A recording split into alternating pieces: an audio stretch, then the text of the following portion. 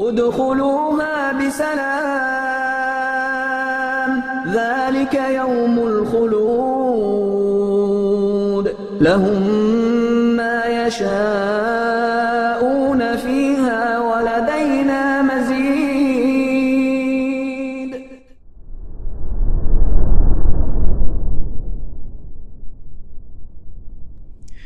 السلام عليكم ورحمة الله وبركاته. إن الحمد لله نحمده ونستعينه ونستغفره ونعوذ بالله من شرور أنفسنا وسيئات أعمالنا من يهده الله فلا مضل له ومن يضلل فلا هادي له أشهد أن لا إله إلا الله وحده لا شريك له وأشهد أن محمدا عبده ورسوله لا نبي بعده فإن أصدق الحديث كتاب الله وخير الهدي هدي محمد صلى الله عليه وسلم وشر الأمور محدثاتها وكل محدثة بدعة وكل بدعة ضلالة وكل ضلالة في النار. ما بعد. Ya teman-teman sekalian, rahimani wa rahimakumullah, doa dan macam-macamnya. Kemudian insyaallah nanti kita lanjut ke masalah khauf atau rasa takut. Syekh Muhammad bin Abdul Wahhab mengatakan wa fil hadithi ad-du'a'u mukhul ibadah. Dalam sebuah hadis Nabi SAW, beliau bersabda, doa adalah mukhnya ibadah, intinya ibadah. Mukh itu otak. Dan otak itu sebenarnya bisa dikatakan inti untuk kehidupan manusia yang menjadikan dia terbedakan antara manusia dengan selain manusia. Bisa berpikir gitu ya. Ya. Dalil yang menguatkannya adalah firman Allah bahwasanya di antara ibadah adalah doa. Ya, dalil yang menunjukkan bahwasanya di antara ibadah adalah doa. Bahkan doa itu adalah ibadah, ibadah itu adalah doa. Yaitu firman Allah di surat Ghafir, "Wa qala rabbukum ud'uni astajib lakum." Dan Rabbmu berfirman, berdoalah kepadaku, niscaya akan aku jawab, akan aku perkenankan untuk kalian. Ya, nanti akan kita tafsirkan lebih lanjut insyaallah di kalimat berikutnya nanti ada. Innal ladzina yastakbiruna an ibadati sayadkhuluna jahannama dakhirin. Sesungguhnya orang-orang yang yastakbirun, menyombongkan diri dari ibadati. Ibadah di sini maksudnya doa. Ya. Ibadati di sini berdoa kepadaku, orang yang enggan meminta kepadaku, saking sombongnya itu. Mereka akan masuk neraka jahanam dalam keadaan dakhir yaitu hina. Kata Syekh Utsaimin rahimahullah, ini adalah dalil pertama yang dibuat landasan oleh penulis dalam menjelaskan berbagai macam ibadah yang telah beliau sebutkan, di mana beliau berkata macam-macam ibadah yang diperintahkan Allah antara lain Islam, iman, berdoa dan seterusnya. Beliau memulai menyebutkan dalilnya berdoa dan mengenai perincian Islam, iman, ihsan. Insyaallah diuraikan dalam bahasan berikutnya. Dalil tadi apa? Ad-du'a'u mukhul ibadah. Doa adalah intinya ibadah. Doa adalah intinya ibadah. Kenapa begitu? Karena setiap dari ibadah yang sah, kita mengharapkan kepada Allah supaya diterima. Berarti ada pengharapan, berarti ada doa, minta sama Allah. Ya. Makanya doa itu intinya ibadah. Karena ibadah itu intinya adalah kita meminta kepada Allah supaya diterima amal ini sehingga dapat pahala dan diampuni dosa. Nah, firman Allah, wa qala rabbukum ud'uni astajib lakum. Dan Rabbmu berfirman, ud'uni astajib lakum. Mintalah kalian kepadaku, berdoalah kalian kepadaku, maka niscaya akan aku jawab buat kalian. Perhatikan baik-baik di sini lafal ud'uni detail. Nanti insyaallah kita bahas detail. Astajib detail dan lakum detail. Ya. Sehingga kita makin tadabburi ayat ini insyaallah. Ud'uni, yaitu mintalah kepadaku. Suaranya jelas gak, ikhwan? Oke kan, gak ada masalah kan? Anda gak perlu lebih kencang lagi, gak perlu ya, cukup ya. Oke. Ud'u, yaitu artinya berdoalah. Ni, kepadaku. Ini menunjukkan kalau kita doa minta langsung sama Allah. Gitu. Tanpa perantara siapapun. Kalaupun ada perantara, harus yang perantara disetujui oleh syariat Islam. Seperti tawasul yang syar'i. Tetapi itu pun enggak mesti disebut perantara. Contoh kita minta didoakan, itu termasuk tawasul. Minta didoakan oleh orang yang menurut kita saleh dan dia masih hidup. Ya, maka itu boleh. Dan orang saleh yang masih hidup itu pun berdoa mintanya kepada Allah untuk kita. Nah, itu seperti itu kronologinya. Adapun kalau misalnya wasithah atau wasilahnya adalah orang yang sudah wafat, maka itu bisa menjadi syirik. Ya. Jadi minta langsung ke Allah. Wa idza sa'alta fas'alillah. Jika engkau minta, mintalah kepada Allah. Mintalah kalian, berdoalah kepadaku. Jawabannya apa? Astajib, niscaya aku pasti perkenankan. Itu janji Allah. Bahkan dalam sebuah riwayat dikatakan seseorang jika dia diilhamkan untuk berdoa, itu tanda-tandanya Allah akan memberi jawaban buat dia. Ini kaidah yang harus antum betul-betul patrikan di seluruh harapan antum yang baik. Ketika seorang hamba diilhamkan di benaknya, pengen doa nih, minta sama Allah itu menunjukkan Allah Ta'ala menginginkan memberi dia sesuatu. Sebaliknya, kalau orang tidak diilhamkan untuk berdoa padahal dia butuh, itu menunjukkan Allah Ta'ala tidak ingin memberinya baik-baik. Oke? Paham gak sih antum? Paham maksudnya ini? Hah? Teman-teman paham gak? Sepertinya antum banyak lagi mikirin sesuatu ya kawan. Lepas dulu pikiran-pikiran syubhat-syubhat, pikiran tentang jodoh, tentang duit, masih tanggal muda. Lepas semuanya. Fokus di sini. Di kehidupan kita direfleksikan dengan ilmu syar'i. Ya. Seseorang ketika dia punya harapan akan apapun di dunia ini, lihat dirinya. Harapan itu selama baik. Tanyakan pada dirinya, apakah dia diilhamkan oleh Allah? Apakah ada inisiatif untuk berdoa atau tidak? Kalau ada inisiatif untuk berdoa dengan kesadaran sendiri, bukan karena riya dan misalnya, sadar sendiri dia pengen minta sama Allah, menunjukkan bahwasanya Allah Ta'ala ingin memberikan dia sesuatu yang indah. Bahkan lebih indah daripada yang diharapkan dan doakan. Tapi ketika seorang, baik pemuda atau siapapun, yang ada keinginan sesuatu yang baik, namun tidak terinspirasi untuk minta sama Allah, itu menunjukkan Allah Ta'ala tidak ingin memberikan apa yang diharapkan secara baik. Begitu. Mungkin dia dapat yang dia inginkan, tapi ternyata tidak terjadi dengan baik. Terjadi namun salah. Everything is wrong. Banyak hal yang salah nanti. Ya, begitu. Efek doa, jemaah ikhwan dan akhwat, efek tauhid, minta sama Allah Azza wa Jalla, itu penting, besar, dan insya Allah selalu baik dan berhikmah. Awalnya mungkin efek doa itu kelihatannya seolah-olah suram, tapi di balik itu ternyata ada kebaikan yang tidak pernah kita kira sebelumnya. Jadi tanya pada diri antum, apa yang antum inginkan selama ini dari kebahagiaan, kenikmatan yang Allah akan berikan? Apakah sudah minta sama Allah? Dan kalaupun minta sama Allah, apakah sekali aja atau terus menerus? Ingat kata Allah, ud'uni astajib lakum. Mintalah pada Allah, mintalah padaku, itu pada Allah, aku akan jawab. Itu janji Allah dan itu absolut. Janji Allah itu absolut.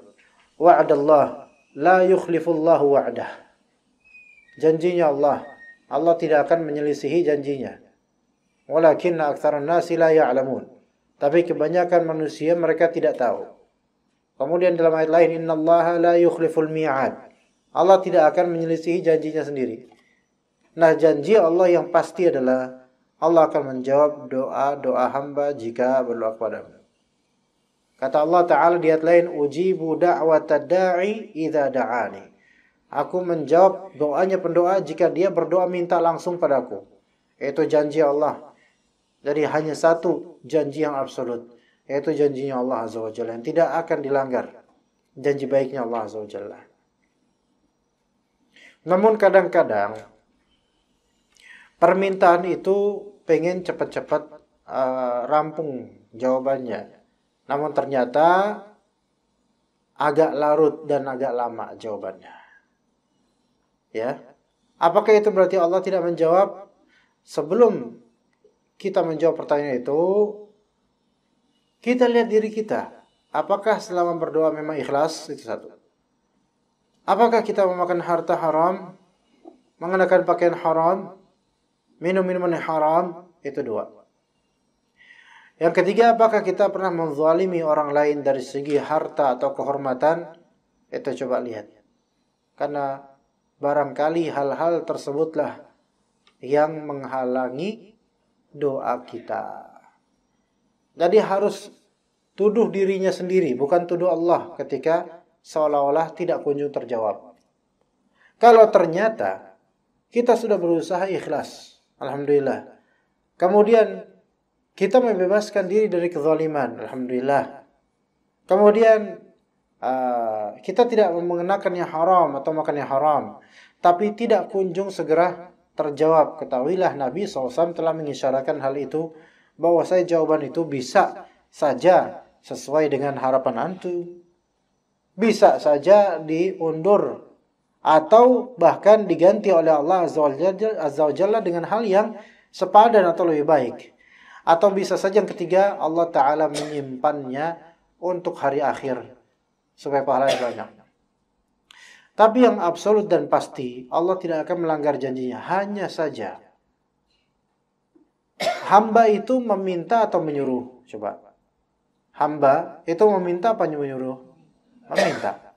Namanya meminta berarti kepada pihak yang diminta. Yang diminta ini berarti lebih berkuasa. Nah, pihak yang lebih berkuasa, yaitu raja atau pemilik, yang mana menjanjikan pasti saya kabulkan, aku kabulkan. Kira-kira terserah siapa? Terserah peminta atau terserah sang raja? Tentu terserah sang raja. Karena dia rajanya, dia pemiliknya. Dan Allah adalah Rabbul Alamin. Sampai sini antum bisa paham.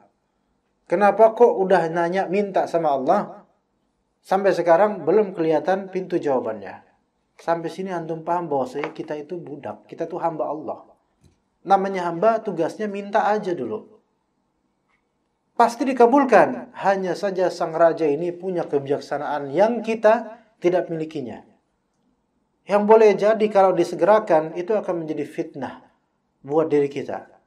Atau menjadi hal yang akan menyusahkan kita. Atau Allah mempertimbangkan kita belum kuat untuk dijawab doa-doa itu. Karena doa-doa itu mungkin terlalu high atau terlalu tinggi untuk diri kita sendiri. Ya. Misal, di kehidupan antum biasanya standar aja hidup itu bahkan menuju ke kemiskinan atau kefakiran. Dan antum minta, ya Allah berikanlah saya kekayaan. Berikanlah saya kekayaan. Terus minta gitu. Berilah saya kekayaan yang melimpah ya Allah. Namun gak biasa kaya. Gak biasa kaya. Artinya gak punya basic mental kaya gitu loh. Ya, mental miskin terus gitu. Kalau misal nih, Allah kabulkan segera. Kira-kira siap gak dia jadi OKB? Tahu OKB? Orang kaya baru. Siap gak? Nggak bakal siap. Orang kaya baru. Biasanya orang kaya baru mendadak beli ini, beli itu. Nggak siap dia. Ya. Justru Allah tangguhkan jawabannya saking Allah sayang sama orang ini. Gitu. Masalah jodoh juga seperti itu. Banyak yang minta kepada Allah, minta terus. Sampai setahun, lebih dari setahun, 2 tahun, 3 tahun, enggak kunjung datang. Padahal udah ikhtiar. Ikhtiar terus dan akhirnya hasilnya ditolak terus ya. Jadi dia kolektor penolakan, jadi dikoleksi penolakan. Sampai timeline sejarah hidupnya tuh isinya penolakan terus. Iya. Tapi ternyata kalau dia husnudzon sama Allah, Allah pasti jawab. Cuman memang justru Allah jadikan dia punya pengalaman dalam masalah ini supaya lebih dewasa. Dan nanti kemudian Allah pertemukan pada yang ternyata ini yang paling cocok, yang paling klop, yang paling mudah, yang paling benar. Iya, bisa jadi gitu loh. Belum tentu yang paling cantik, belum tentu yang paling ganteng. Tapi yang paling Allah ridhoi itulah yang paling nikmat insyaallah. Jadi sabar gitu loh. Enggak harus langsung ya Allah berikan saya jodoh. Mungkin ya bisa besok Allah kabulkan plok tiba-tiba datang jodoh datang gitu tiba-tiba dari mana datang nemplok atau gimana datang. Bisa jadi. Ya mungkin itu jawaban Allah kalau memang Allah segerakan. Allah segerakan Allah atau Allah tunda semua itu kebaikan. Semua itu kebaikan. Yang penting astajib. Aku pasti jawab gitu loh. Dan ada kalimat berikutnya lakum. Lam di sini untuk kalian, dipersembahkan untuk kalian. Aku jawab untuk kalian gitu loh. Berarti kalian deserve ya, mendapatkan jawaban ini. Apa arti deserve? Deserve berhak. Kalian berhak memiliki jawaban ini. Ya, astajib lakum. Nah, kemudian innal ladzina yastakbiruna an ibadati sayadkhuluna jahannama dakhirin. Sesungguhnya orang-orang yang yastakbir, istikbar apa?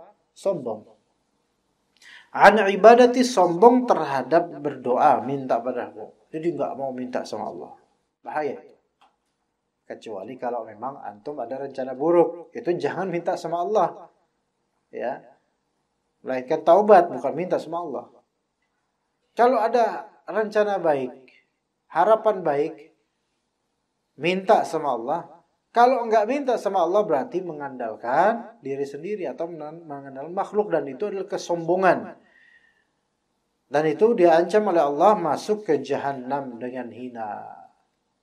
Ini menunjukkan bahwasanya berdoa rutin itu adalah amalan mulia.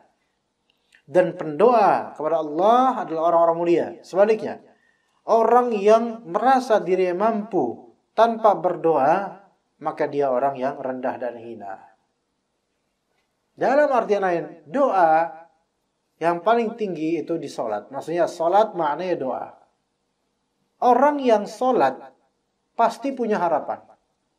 Betul tak? Kenapa orang-orang yang tukang cilok, tukang sate, kikil misalnya, Gojek, dan semisalnya, kurir JNE, azan asar sempat disebutin ke masjid.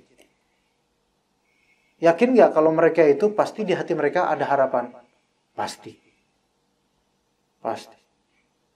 Lah, yang gak sholat berjamaah aja ada harapan kok gitu loh. Apalagi mereka. Oke? Nah, mereka itu pengen beribadah kepada Allah Azza wa Jalla. Ya, waalaikumsalam. Berbeda dengan orang yang gak mau ke masjid, bahkan gak mau sholat. Ini istikbar, kesombongan daripada beribadah. Maka azabnya menunggu dia. Begitu teman-teman sekalian. Ya. Ayat ini menunjukkan bahwa doa adalah salah satu bentuk dari ibadah. Jika tidak maka tidak mungkin Allah Ta'ala berfirman, sesungguhnya orang yang menyombongkan diri dari menyembahku, dari berdoa kepadaku, akan masuk neraka jahanam dalam keadaan hina. Maka barang siapa memohon sesuatu pada selain Allah yang tidak mampu mengabulkannya kecuali Allah, berarti dia telah berbuat syirik dan kufur. Apa contohnya meminta kepada selain Allah sesuatu yang tidak mampu mengabulkannya kecuali Allah? Contoh, berikan contoh. Berikan 3 contoh. Tafadhol dari antum, ana tunggu. Fadhol. Supaya agak segeran. Ana kasihan ngeliat antum. Tuh kan? Gak nyambung. Hah? meminta sesuatu pada selain Allah yang tidak mampu mengabulkan hal itu kecuali Allah. Apa permintaannya? Bukan mengemis.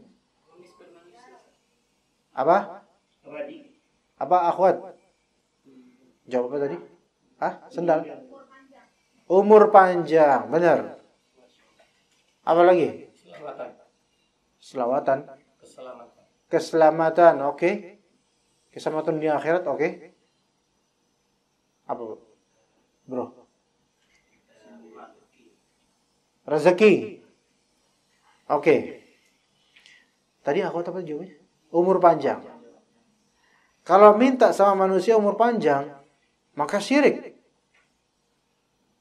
Wahai Jupri, berikan saya umur panjang. Juprinya kamu bilang, ada teman anak. Ustadz juga sebenarnya.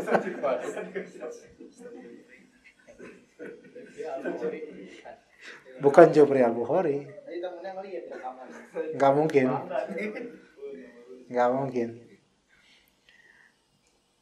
Misalnya, wahai Jupri, tolong berikan saya umur panjang. Ya Jupri bilang, saya aja gak tahu mati kapan. Oke, itu gak dimampu lah dia. Terus minta kesehatan, minta apa tadi Pak? Keselamatan dunia akhirat, minta rezeki yang berlimpah. Hanya Allah yang mampu melakukannya. Kalau minta duit, mungkin manusia bisa. Jupri, minta duit dong 50.000. Ya. Gitu kan? Dikasih 50.000. Urusan minta-minta itu nggak boleh, urusan lain itu lain, nggak sampai syirik ini. Ya. Hanya Allah yang mampu untuk mengabulkannya. Berarti ia telah berbuat syirik dan kafir. Baik yang diminta tersebut orang yang hidup atau yang telah meninggal dunia. Ini si Jupri masih hidup gitu loh. Ya. Lah ini yang udah mati. Ya. Kiai Fulan. Ya. Ahmad Sarbani Sugih Melarat misalnya. Sugih Melarat mana ini? Ya. Tolong Pak Yai. Nah ini udah wafat. Minta sama dia sesuatu yang tidak dia mampu. Atau sesuatu yang hanya Allah mampu untuk menjawabnya. Maka ini merupakan apa? Syirik besar atau syirik kecil, ikhwan? Besar. Bisa mengeluarkan seseorang dari keislamannya. Nauzubillah min dzalik.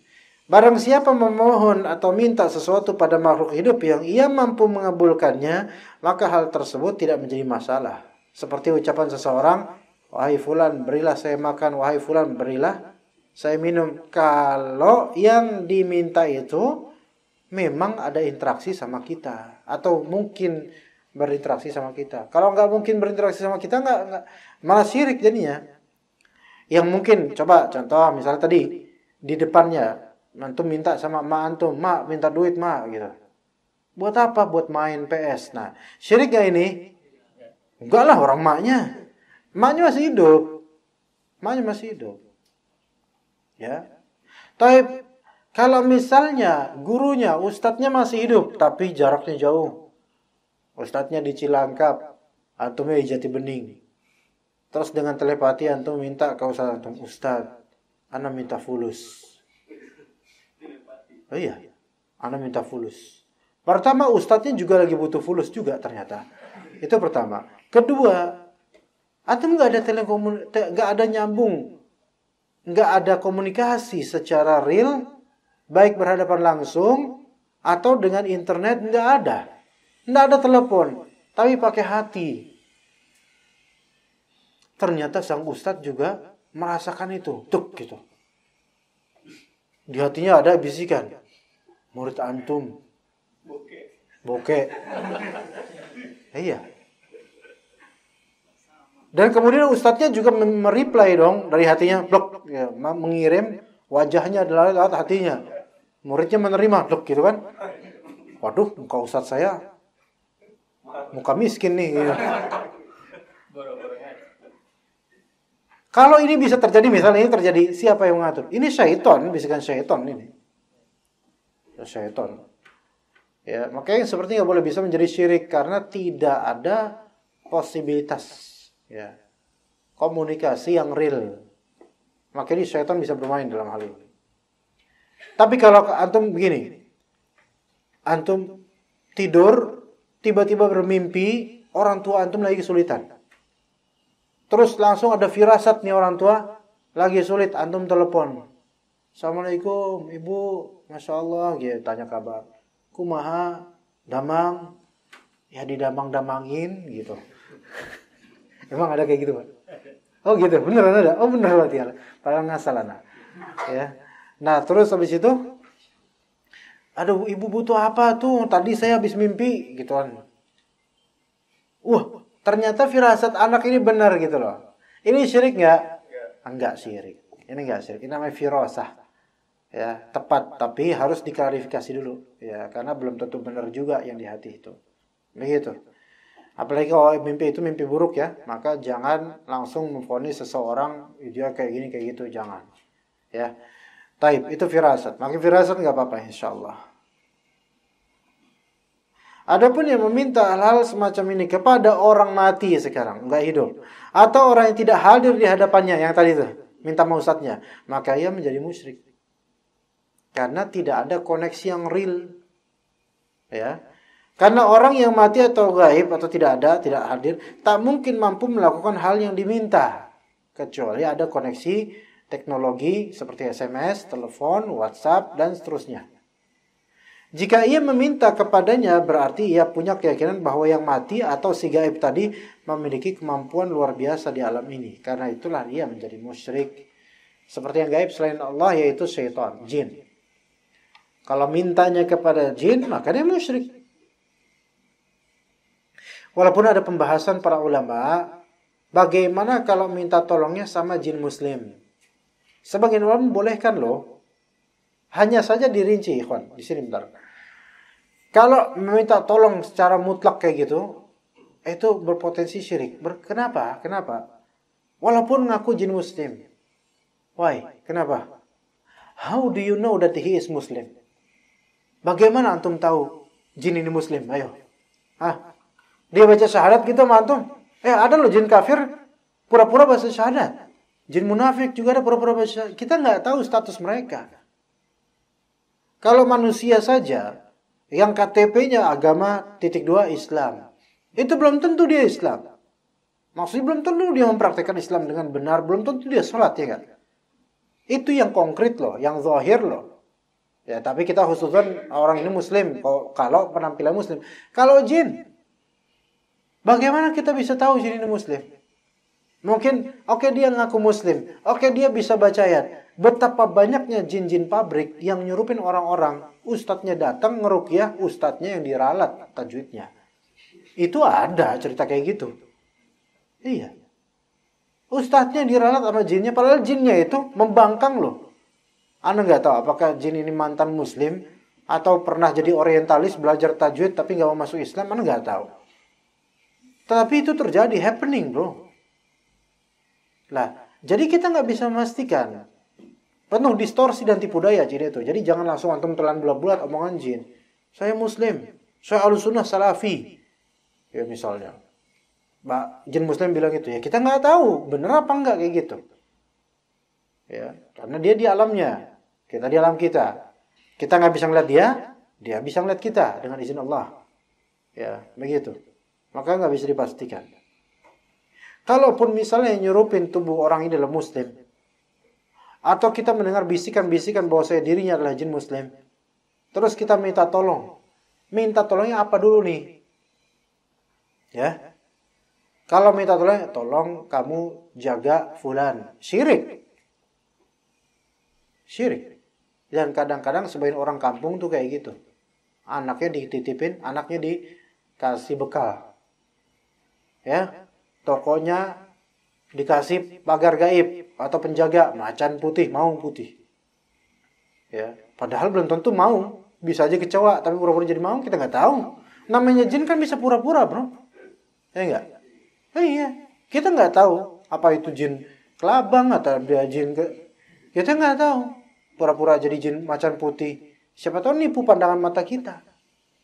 Ya. Nah, kalau mintanya seperti penjagaan, ini jelas syirik. Ya.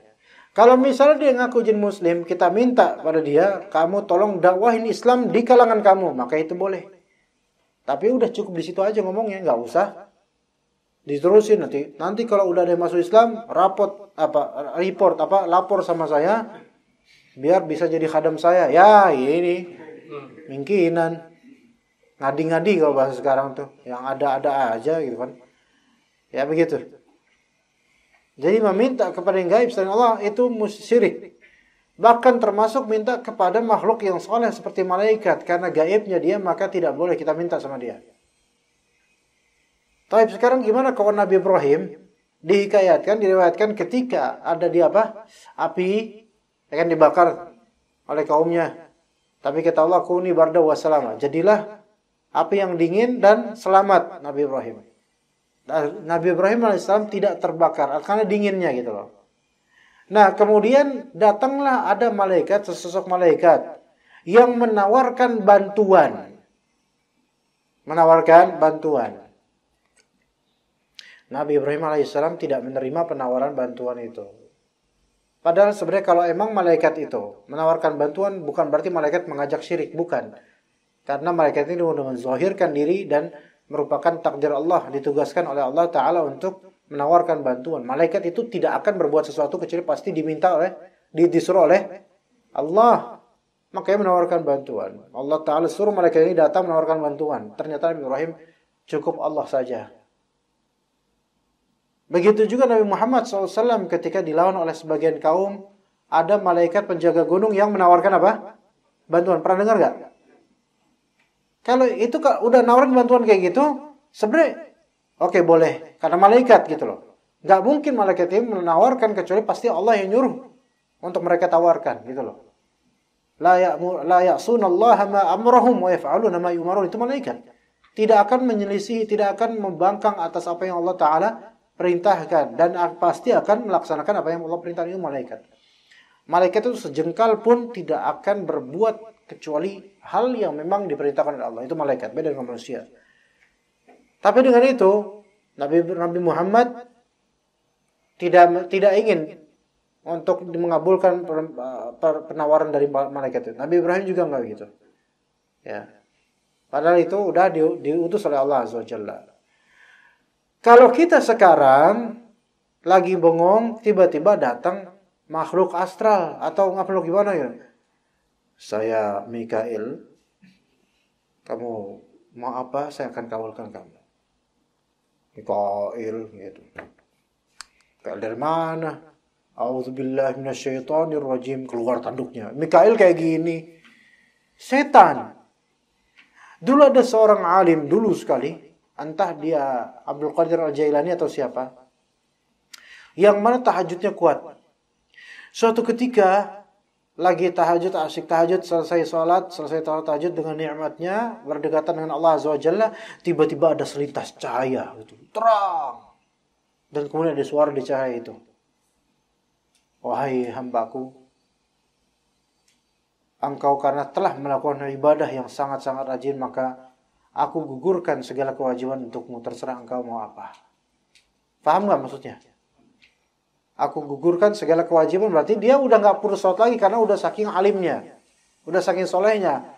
Tidak, engkau tidak perlu melakukan kewajiban-kewajiban lagi karena khalas, engkau sudah soleh. Maka akhirnya seorang alim itu, kalau gak salah Abdul Qadir Jailani, a'udzubillahi mink, aku berlindung kepada Allah dari engkau wahai syaitan, sesungguhnya engkau adalah syaitan. Langsung hancur itu cahaya. Disinilah orang berilmu ketika melihat hal seperti ini tahu ini tipu daya. Tipu daya. Tapi orang kalau awam, apalagi dia lagi bertapa di goa, di Pelabuhan Ratu, di karang-karang, lagi nyari wangsit, lah datang cahaya. Lah ini yang gue cari, dari mana aja lo, gitu kan. Itu. Malah justru seneng. Wahai pendekar Wiro Sangit, ya. Engkau telah berusaha betul-betul untuk melaksanakan ritual ini, maka aku gugurkan kewajibanmu. Mintalah permintaanmu. Wah, gitu kan? Itu. Iya. Cahaya gitu kan. Taunya Angling Dharma lagi main center gitu kan. Nah, kita di sini harus membedakan hal-hal seperti ini. Hati-hati. Sebagian dari pemuda itu ada yang masuk ke jurang kesyirikan karena ingin cepat kaya lah, karena ingin dapat perempuan tertentu lah, masih muda. Di USA, apa USA tahu nggak USA? United States of America. Ada satu forest, hutan. Hutan ini Anda lupa namanya apa ya. Di suatu provinsi di sana lah, di satu negara bagian USA, Anda lupa Allah. Bukan Virginia. Antum mikirnya Virginia aja itu kok Virginia. Apa Pak? Lockerwood. Kayak bukan itu Pak. Lockerwood apaan Lockerwood? Ada. Cibubur itu. Si Barakokok. Cibubur. Dikit lagi Pondok Ranggon, kuburan. Nah, itu di hutan itu Anda lupa namanya. Memang banyak sekali, itu terkenal sebagai tempat satanic rituals. Itu banyak ritual-ritual setan atau ritual-ritual pemuja setan di sana. Ya. Banyak hal seperti itu. Anda saking mikirin nama forestnya, nama hutannya apa, saking mikirin itu jadi Anda lupa nama cerita apa ya, kawan. Masya Allah. Ceritanya malah jadi lupa gara-gara mikirin nama hutannya. La haula wa quwwata billah. Antum sih tadi bilang Virginia. Tahunya cuma itu doang. Allah ya adik. Iya. Wah, kita bilang. Anda lupa mau cerita apa ya Allah. Ustaz. Ada relevan dengan kajian kita, tapi anak tidak ingat. Mungkin kapan-kapan aja lah. Kita lanjut aja deh. Ya, takutnya terlalu larut untuk masalah itu. Doa ada dua macam. Doa di sini doaul masalah dan doaul ibadah. Doa ada dua macam, yaitu doa masalah, doa permohonan, dan doa ibadah. Ya. Doa permohonan artinya memohon untuk dipenuhi hajat atau kebutuhan. Hajat dari kebutuhan. Hal ini bisa bernilai ibadah jika doa tersebut dari hamba kepada Allah Tuhannya. Karena hal tersebut mengandung unsur membutuhkan dan berserah diri kepada Allah, serta ia berkeyakinan bahwa Allah yang maha mampu, pemurah, serta luas karunia dan rahmatnya. Nah di sini ikhwan doaul masalah kepada Allah. Cobalah kita itu ketika berdoa di kesendirian juga, terutama di kesendirian berdoa minta sama Allah apa-apa yang kita inginkan. Minta sama Allah dengan baik, dengan tulus ya. Dan dengan yakin Allah itu maha baik loh. Dan dengan yakin Allah itu sedang mendengar antum. Begitu. Tanpa liri dan bisikan antum itu terdengar oleh siapapun. Baik lagi pada tidur atau memang antum ngekos sendiri dan antum tahajud sendiri misalnya. Ya. Sediakanlah sejadah. Pokoknya apa yang mendekatkan antum kepada Allah dengan sholat dan doa, raihlah. Belilah itu. Fasilitasilah diri antum untuk bisa minta sama Allah gitu. Apa maksud fasilitas ini? Kadang sebagian orang kalau dia sholat di atas sejadah tipis itu kurang serak rasanya. Ya enggak? Sejadah yang tipis loh, yang kalau diubin dia bisa berubah-ubah kita gerak sedikit dia mencong gitu loh. Samak. Bukan Virginia pokoknya, bukan Virginia. Jadi kayak emang lantainya itu agak licin. Kemudian udah gitu ini tipis banget dan licin juga gitu. Jadi agak risih mau sujud agak bengkok gitu loh. Nah, akhirnya dia beli sejadah yang biasa dipakai imam-imam di masjid. Masya Allah. Tebel, enak buat bobo. Jadi pas tidur nggak bangun-bangun. Pas sujud nggak bangun-bangun. Nah, coba dia beli itu untuk mengapresiasi ibadahnya, ikhwan. Antum sisihkan gaji antum untuk hal-hal yang bisa memfasilitasi tahajud antum, kedekatan antum sama Allah gitu loh. Al-Quran. Kalau misalnya antum beli misal Al-Quran yang versi murah yang cuman harga 30.000 apa berapa, mungkin antum nggak begitu mengapresiasi value dari nilai dari fisik mushaf ini. Tapi ketika antum beli yang benar-benar mungkin high price gitu loh, yang tinggi harganya, bukan karena berlebihan harganya ya, tapi memang yang membuat antum tuh semangat, oh ini saya beli dengan begitu valuable gitu, punya nilai yang tinggi gitu loh. Dan juga antum suka dengan fontnya misalnya. Iya. Ya dihadiahkan oleh orang tua antum Al-Quran versi Mbah Kakung yang tulisannya kayak pedang-pedang gitu loh. Yang di kampung-kampung itu. Gua bisa baca tuh. Memang sih dulu waktu tadarusan masih SD, TK pakai LED sambil gini ini bener sih. Tapi kalau ada mushaf Madinah yang udah cetak udah bagus sekarang, lebih suka itu. Beli itu. Wah, lebih suka yang ada font warna-warninya. Iya, silahkan beli itu. Fasilitasi diri antum. Terus beli sajadah yang menurut antum membuat antum tuh semakin berharga sholat ini. Pakai pakaian yang membuat antum tuh berharga sholat ini. Begitu. Iya. Kemudian membeli parfum misalnya yang agak mahalan supaya ini khusus buat sholat. Misalnya parfum signature buat sholat saya. Khusus. Iya. Kalau buat ngantoran minta sama teman. Ya, kalau misal buat sholat khusus dan gak boleh diminta sama siapapun. Itu misalnya. Belinya mahal nih. Ya. Nitip sama ustadz di Saudi misalnya, gitu kan. Jadi ketika itu ngerasa itu ini ibadah ini saya telah memfasilitasi ibadah ini dengan izin Allah dan ini harus berharga. Semakin antum menghargai ibadah antum itu semakin kerasa gitu loh bahwasanya antum memang ini semua dilakukan karena Allah, supaya lebih dekat sama Allah. Maka salah seorang ulama mazhab Hanbali ada bertanya kepada Al-Barqani namanya kalau salah, di kitab Al-Furu' karya Ibnu Muflih Al-Hanbali. Al-Barqani ini seorang syekh kabir, seorang alim.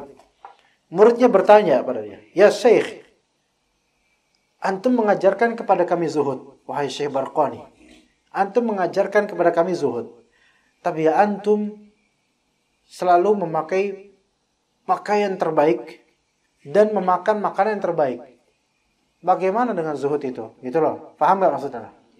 Maka kata Al-Bukhari, "Ma qarraba ilaika," atau kullu ma qarraba ilaika, atau semisalnya, "Faf'al." Apapun yang membuat antum merasa semakin dekat sama Allah, maka lakukanlah. Karena pakaian terbaik, makanan terbaik, selama bukan israf dan gak berlebihan ya, selama itu membuat antum mengapresiasi amal antum dan mendekatkan diri antum kepada Allah dengan pakaian terbaik itu, lakukan. Dan jangan dengarkan komentar manusia. Karena yang antum fokuskan, antum mencari, ya, di sini capernya bukan ke manusia, tapi antum mencari apa? Ridha Allah Azza wa Jalla dengan keindahan berpakaian itu dalam beribadah. Ya begitu, itu yang sahih. Nah ketika kita mau minta sama Allah, kadang-kadang nih kalau misalnya kita minta dalam kondisi beluwek ya, kemudian apa namanya badan itu kayak lengket-lengket gitu loh. Apa sih namanya? Ngelekep kayak gitu kan. Ya lepek gitu. Terus dari ketiaknya keluar keringat bertubi-tubi. Itu kan dalam kondisi seperti itu enak gak? Mau doa, kecuali lagi kita zalimi ya, kita doa mungkin diterima langsung. Tapi kan kita kayak gitu gak enak Pak, ikhwan. Antum ketika berdoa di masjid yang full AC dan nyaman sekali, sunyi, ya tidak ada suara mesin pemecah ubin, ya itu enak. Pemotong apa? Saya klarifikasi yang tadi, tidak ada suara mesin pemotong besi, kan enak. Ya khusyuk enak. Iya. Enggak. Ini keluar suaranya. Hah? Enggak, keluar loh suaranya beneran.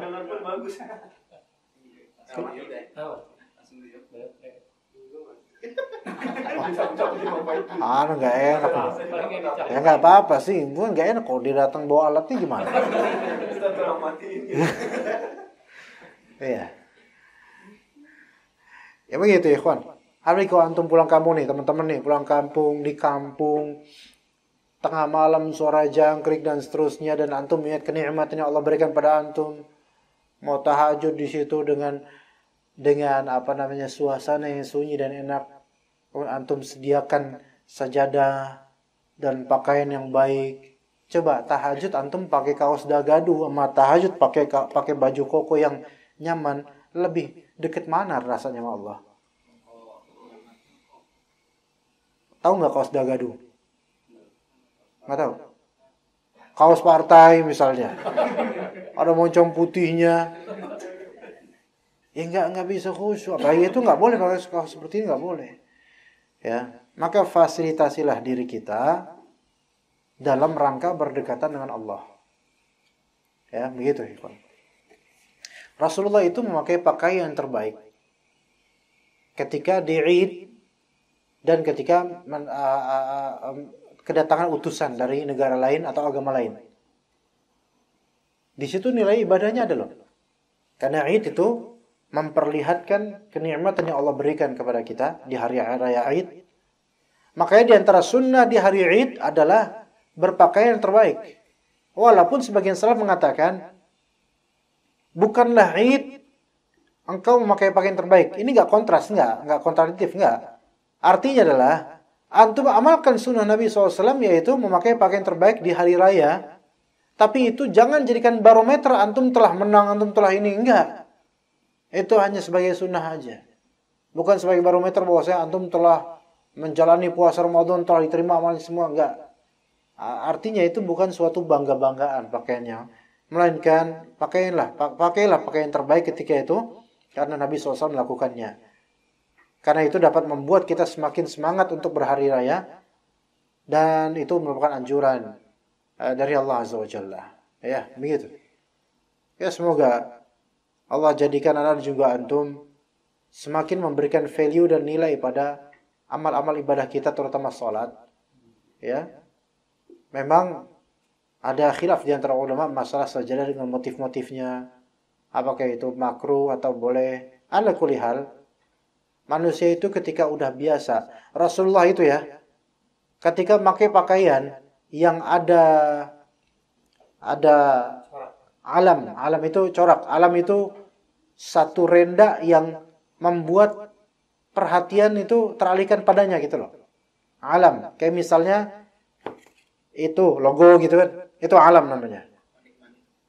Ya, manik-manik atau apalah yang membuat ini kan bahan polos, tiba-tiba ada motifnya segini, itu kan orang jadi terpusat situ. Itu alam. Bukan alam bah dukun, bukan, itu alam. Ya. Alamun, ya. Ya, pakai alamun. Nah, di pakaian Rasulullah dikasih ada kayak gitunya. Maka Rasulullah SAW tidak memakai itu lagi. Beliau bilang, ini membuat saya teralihkan, sholat saya jadi teralihkan. Itu Rasulullah memang. Kalau zaman sekarang, ikhwan, kita ini udah sangat terbiasa dengan corak dan motif ketika sholat. Betul nggak? Dan udah biasa melihat merek-merek sarung di belakang orangnya. Ada yang memang terganggu dan ada yang udah biasa gitu loh. Ya. Bukan hanya maksa merek sarung aja. Sajadah rata-rata apa? Jarang yang polos. Karpet jarang yang polos. Minimal ada buat ini enggak susahnya nih polos. Ada yang polos cuman enggak banyak. Ya, sajadah rata-rata polos enggak? Yang antum punya rata-rata bercorak. Bahkan sebagian coraknya mengerikan. Ada kayak muka setan, ada apa. Ya ukiran-ukiran yang kayaknya sengaja. Itu kalau antum lihat hati-hati, kalau takutnya made in China atau apa ternyata. Iya, kadang-kadang memang bunga, tapi lama-lama kok jadi mata gitu loh.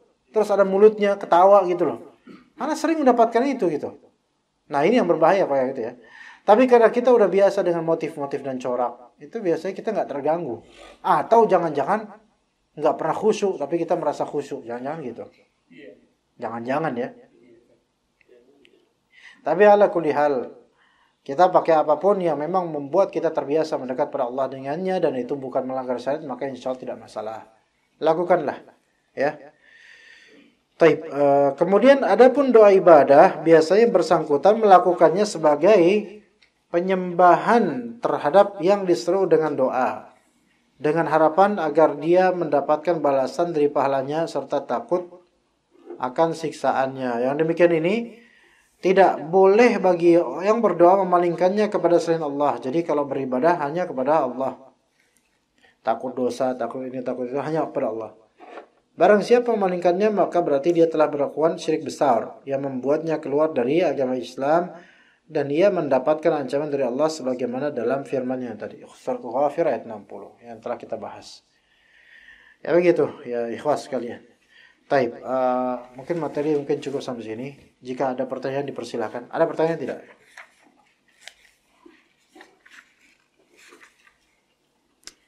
Untuk masalah khauf dan roja itu untuk ini apa ya? Berikutnya aja ya. Silakan. Come on. Fadl. Kan di alam nanti itu di akhirat.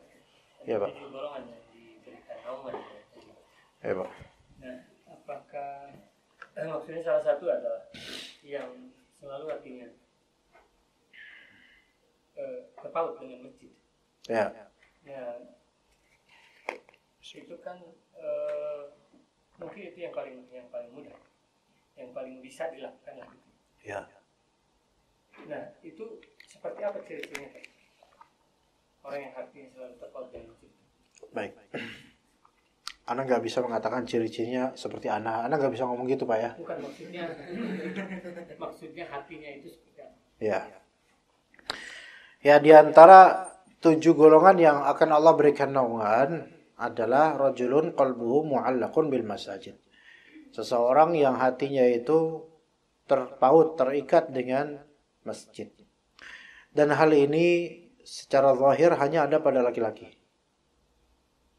Tapi bentar, kalau mau dikiaskan bisa juga perempuan. Begini, seseorang kalbunya itu selalu bergantung pada masjid. Itu bukan berarti dia harus jadi DKM, harus jadi marbot. Enggak harus begitu. Tapi maknanya adalah dia adalah orang yang mudah rindu pada sholat dan sholat berikutnya dan sholat berikutnya. Baru selesai sholat zuhur, dia bercita-cita nanti sholat asar gitu. Nanti pengen balik lagi sholat asar. Baru selesai sholat asar, dia menunggu waktu sholat maghrib.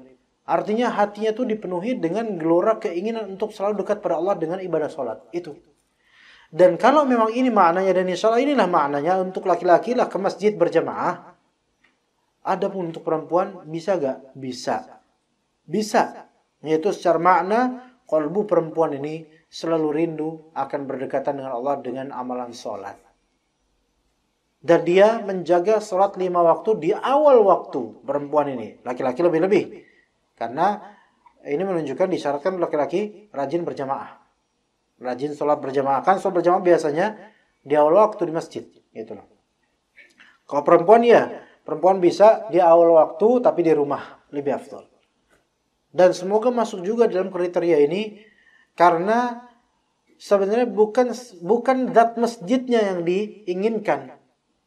Tetapi What do you do in masjid itu? Apa yang kau lakukan di masjid itu? Sholat. Intinya adalah kerinduan untuk sholat, kemudian sholat, kemudian sholat. Jadi dia adalah orang yang betul-betul menikmati sholatnya. Iya. Ya. Apa kata Allah Azza wa Jalla? Wasta'inu bis sabri was salah. Minta tolonglah dengan sabar dan sholat. Berarti orang ini sebenarnya itu penyabar. Karena dia selalu memendam kerinduan untuk sholat berikutnya. Jadi setiap waktu dia tuh memendam kerinduan. Ini orang yang sabar. Orang yang tidak henti-hentinya memendam kerinduan itu adalah orang yang penyabar. Coba kalau dia nggak sabar. Habis sholat duhur, kangen pengen sholat asar. Daripada ntar nunggu 3 jam lagi, sekarang aja dah. Kan nggak mungkin kayak gitu. Di jamaah. Habis sholat asar kangen. Pengen maghrib sama isya. Lanjut aja kali ya. Nggak bisa. Pasti dia sabar untuk menunggu waktu asar. Sabar menunggu waktu maghrib. Melatih dirinya. Wasta'inu bis sabri was salah wa innaha lakabiratun illa 'alal khashiin. Salat itu berat kecuali bagi orang yang khusyuk. Dan ini tidak berlaku hanya untuk pria saja, perempuan juga. Orang yang khusyuk, sholatnya itu rasa ringan. Sholat ringan itu ada dua orang. Satu orang yang khusyuk, dan dua orang yang gak punya pikiran. Iya. Nggak ada pikiran dalam sholat. Jadi maksudnya nggak ada pikiran konsentrasi dalam sholat. Jadi Allahu Akbar, dia tuh langsung ingat dengan dunianya, dengan motif sajadah, muka tengkorak dan semua. Wah, iya, dia kepikiran dengan alam dunianya. Tentang jodoh, jodoh kedua, jodoh ketiga, jodoh keempat, mati. Iya. Pikirannya banyak tentang hal-hal yang sifatnya duniawi. Ya, ingat jalanan sambil murojaah ngafalin nomor seri motor orang misalnya dan seterusnya. Dalam sholatnya begitu. Tiba-tiba dia udah salam aja, alhamdulillah, sambil gini muka. Ente bilang alhamdulillah kenapa? Alhamdulillah udah selesai ibadahnya cepat, alhamdulillah. Cepat karena nggak punya pikiran, mikirin dunia doang. Orang yang seperti ini kosong sholatnya. Syukur-syukur sah karena secara otomatis baca Al-Fatihah. Jadi tanda-tandanya adalah yang kangen sholat. Selesai sholat ini kangen pengen sholat lagi. Selesai sholat ini kangen dan seterusnya. Jadi itu yang bergantung kolbunya ke masjid. Artinya dia tergantung hatinya ke sholat Allah, ke sholat ibadah pada Allah Azza wa Jalla. Dan dia ringan sholatnya seperti ini. Biasanya ringan. Tanda-tandanya sholatnya itu ringan, padahal bisa saja panjang, tapi karena mendalami dan seperti orang yang sedang bertemu dengan yang dirindukan, maka terasa cepat dan ringan. Kayak antum, ikhwan. Ini kajian terasa cepat kan? Karena antum kangen sama anak kan? Hah? Bener gak? Enggak. Dari muka antum enggak. Itu senyumnya senyum palsu itu. Gak ada ya. Nah, seperti itu. Jadi ketika udah kangen, ketika ketemu, waktu tuh serasa cepet banget gitu ngobrol. Iya. Tapi kalau udah nggak kangen, kesel, keberatan, cuman sebentar aja kerasa lama. Iya. Kayak misalnya anak datang misalnya, antum nggak suka sama anak. Aduh, Ustaz Hasan, sejam lagi kajiannya. Lama. Datangnya nggak telat lagi ya dong. Mulai jam 4 kurang 5 lagi. Kenapa gak jam 4 lewat sih? Itu udah. Belum mulai aja udah digituin gitu. Terus sesuatunya. Innalhamdulillah nahmadu wa nasta'inu. Kan mukadimahnya lama banget tuh. Lama banget. Kayak intinya aja apa. Dalam hati. Gak berani ngomong kayak gitu. Tapi kan terasa lama gitu. Terus anak basa-basi. Segala puji bagi Allah. Ya. Dari tadi udah muji-muji mulu kan selesainya. Anak ngelawak. Antum bilang, bokis lo. Gitu. Iya, jayus gitu kan. Lama-lama berat. Hidup itu berat jadinya. Lama. Kapan selesainya sih? Akhirnya minta izin. Saat izin. Mau ke mana?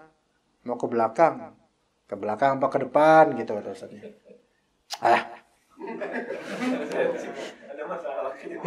Ada masalah kayaknya. Iya. Jadi orang kalau udah kesel, keberatan, sesuatu itu terasa lama. Tapi kalau udah senang, suka, cinta, kemudian misalnya bacaan imamnya tuh indah banget.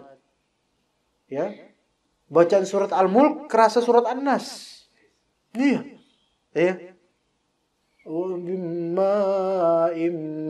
Selesai 30 ayat, satu rakaat 30 ayat. Gak kerasa, Masya Allah, tabarakallah, Allahu Akbar. Saking nikmatinya dia gak mau ruku. Ada gak kayak gini? Gak ada kok kayak gini. Dia pasti ikut ruku lah, gak sah sholatnya nanti. Kita ditawar sama yang sebelahnya. Ditawar sama sebelahnya. Iya. Itulah orang kalau misalnya dia ridho, senang, kangen, itu akan ringan semuanya, ringan. Ada orang udah bergantung kalbunya pada sholat, pada masjid, itu akan cepat kangennya dan serasa kok sebentar banget ya saya sholat. Padahal boleh jadi dia sholat tuh full, 4 rakaat zuhur, sebelum zuhur 4 rakaat sunnah, setelah zuhur 4 rakaat setelah zuhur. Berapa total? 12 rakaat dalam itu, kan ada sunnahnya itu. 4 rakaat sebelum zuhur, 4 rakaat wajib zuhur, 4 rakaat setelah zuhur. 12 rakaat dia sholat, pulang dari masjid cukup. Orang tua padahal, dan jalannya ngebongkok gini, tapi dia merasa seneng. Kayak merasa tuh kayak ada kemenangan besar gitu loh. Dan dia berharap apa? Nanti asar balik lagi. Sayangnya rata-rata yang seseorang yang kolbunya bergantung pada masjid, rata-rata orang udah berusia tua. Kenapa? Yang muda karena udah teralihkan dengan yang lain.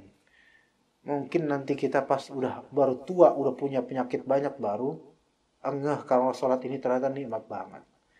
Ya, begitu Pak Idrus. Udah mau jam 5 nih, kayaknya mungkin di antara antum ada yang udah kesel dari jam 4, lama banget sih gitu. Bilang lama Ustaz biasa. Iya. Biasanya ana yang keberatan ngeliat antum. Baik, kita cukup sampai sini insyaallah. Barakallahu fikum jami'an wa sallallahu ala nabiyyina Muhammad wa ala alihi wa sahbihi ajma'in. Subhanakallahumma bihamdika asyhadu an la ilaha illa anta astaghfiruka wa atubu ilaik. Assalamualaikum warahmatullahi wabarakatuh.